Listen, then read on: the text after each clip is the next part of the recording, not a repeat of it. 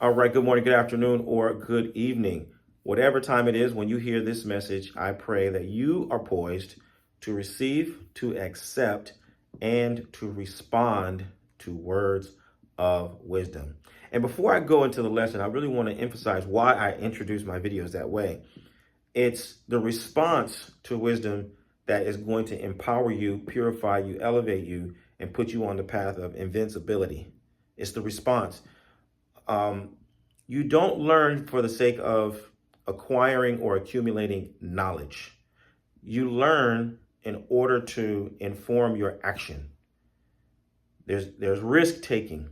You've got to change, you got to move, you got to shift. But all of your risks should be calculated. And that's what the learning part is all about.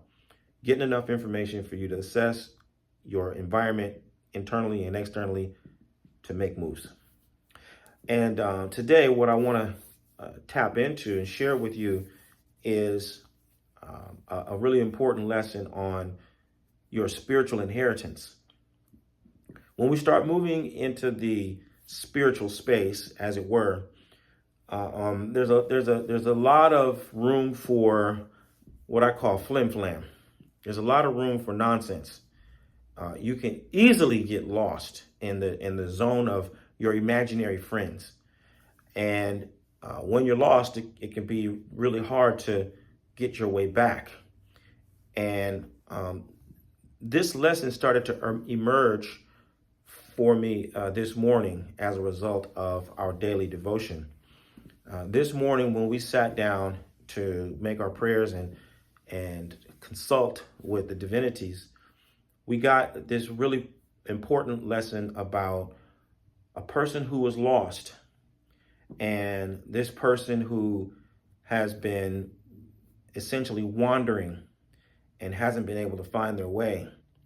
And it was Oya who affirmed for us that someone was going to be sent, or someone had already been sent to function as your guide.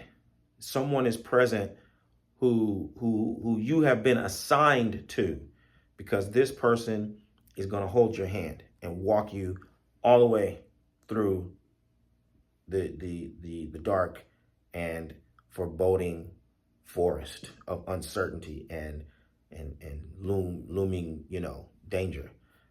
There's someone who's been assigned to you to be your guide, basically. So you need to recognize that person. You need to grab hold of their hand and follow their lead. Right. And so I started thinking about the percentages of people who I encounter on a day-to-day basis, just in my observing the broader Orisha community. The percentages of people who are obviously lost, and the people who are obviously lost and for one reason or another will not take help. They will not get assistance. They will not listen to direction. They think they're on the right track or whatever. I don't know. There's a lot of different reasons, but that is something that I just observed. There's a lot of lost people. There's a good percentage of people who are really lost and refuse to be helped. And I want to provide a preventative measure for that. And one of the most important preventative measures for being lost in the spiritual playground is your ancestors, because your ancestors represent your spiritual inheritance. And a really easy way, I shouldn't say easy, but a tangible and empirical way that we can evaluate and appreciate the significance of our spiritual inheritance is through DNA.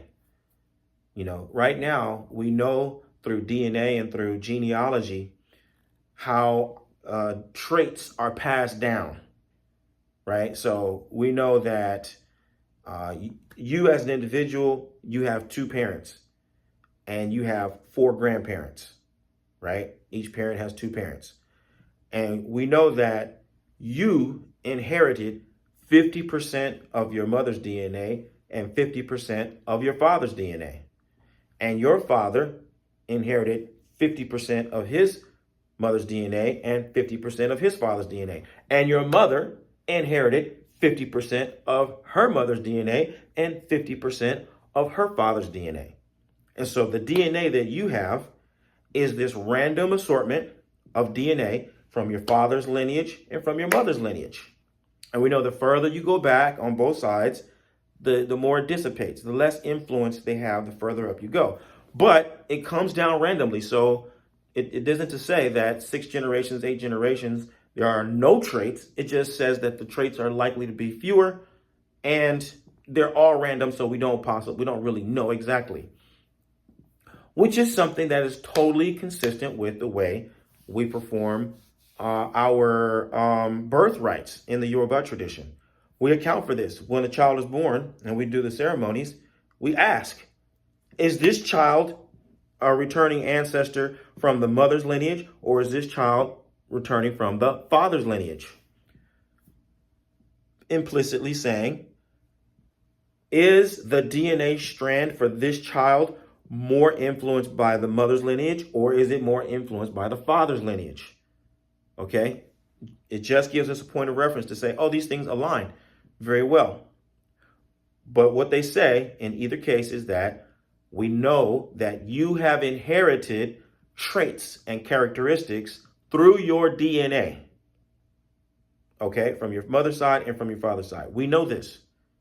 Now, the other part of the scientific aspect of your spiritual inheritance comes from understanding all the things that could be possibly inherited. We know that your physical traits could be inherited. Your skin color, your features. We know that certain sensibilities and aptitudes can be inherited, right? Your rhythmic sensibility could be fully inherited. Your father can't dance and your mother can. You weren't even raised with your mother, but when the beat drops and your mama drops it low and you drop it low, it's undeniable. This person got this from her mama, right? This guy got this from his mama.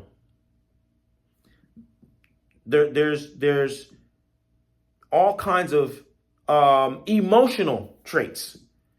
We know through what they call epigenetics. Epigenetics tells us that you can inherit the emotional sensibilities of your ancestors, both in terms of trauma as well as happiness. That people who have a sense of humor, people who have just a sense of optimism and joy, epigenetics tells us that those things are inherited, not fully, but in part. In a very practical sense, closely related to epigenetics, there's a guy named Terman. Terman was a Stanford professor. He was a psychologist, actually. And Terman is the one who has the longest running psychological case study in the United States for sure. I don't know about in the world, but I'm pretty sure Terman has the longest running American psychological research, case study research. Anyway, Terman was a hardcore racist, white supremacist, but he turned up some valuable information along the lines of epigenetics. And he did a study on success. Part of his study was success. How come some people succeed and other people don't? And his was like, it doesn't have to do with intellect. It doesn't have to do with genes. It has to do with, how much opportunity you grew up with. If your parents were wealthy and educated, then you were more likely to be successful in life. Two people with the same brain power, with the same intellectual aptitude, would end up in radically different places just based upon their family setup. What does it have to do with your inheritance? Well, you could inherit wealth from your parents and your grandparents. You could inherit physical wealth. They could bequeath you money. They could bequeath you assets. They could create a trust that protects the assets. So it ensures that when you get to certain stages of life, there are certain resources in place for you. you inherit this and it puts you into a better position. All of these are just to suggest to you, hey, inheritance is very vast and diverse. And by the same reasoning, by the same logic, when we start getting to the soft aspects of spiritual inheritance, like dreams, right? I myself have had dreams. One of the most pivotal dreams of my life. I dreamt of two men, one wearing overalls and boots and a plaid shirt, the other one wearing a white suit. Dream was so powerful. I didn't know what the dream meant. I told my mother about the dream and she was shocked. She said, "Oh, that man with the coat, with the overalls and the plaid shirt, that was my father. That was just exactly how he dressed." And when I described what was happening in the dream, oh yeah, that's the work that my father did. And so I was able to analyze the dream, interpret the dream, and take direction from the dream. And it's largely responsible for why I'm here doing what I do right now. Right? But that falls into the soft category of dreams. If you tell somebody I had a dream and that's why I do what I do, it sounds a little woo-woo. But when you couple that with all the aspects and the dimensions of what can be inherited, well, the dream falls into alignment with the same kind of a pattern. Okay? And so I'm saying all this because I want you to take an ecosystems approach to your spiritual inheritance. I want you to look at all of the factors and all the variables together. And I want you to be objective about examining and exploring all the different elements that go into your spiritual inheritance so that it will prevent you from being lost. It will give you a sense of direction or a sense of context for your experience and what you are coming out of, so that when you start to get really concrete direction, when somebody shows up to start giving you instructions and suggestions and advice, it will make sense relative to what you really already know about where you're coming from, what you've brought into the world with you, who your people are, what they have passed down to you, etc. So this is a really important lesson for the leaders. If you are one of those folks who has an affinity for your ancestors, you know that they are with you, you want to be deeper in alignment with them, and you want to do so that you can help to improve the world through positive influence, then I want you to find out how Oloye, Obafemi Origunwa, and the Orisha Lifestyle Academy can help you take your practice and your life to the highest level possible. Visit me at obafemio.com or orishalifestyle.com, and let's start working together, hand in hand, to help you to live the medicine that will heal your life and heal the lives of those who you are destined to serve. I look forward to working with you. Bye for now. Odabo.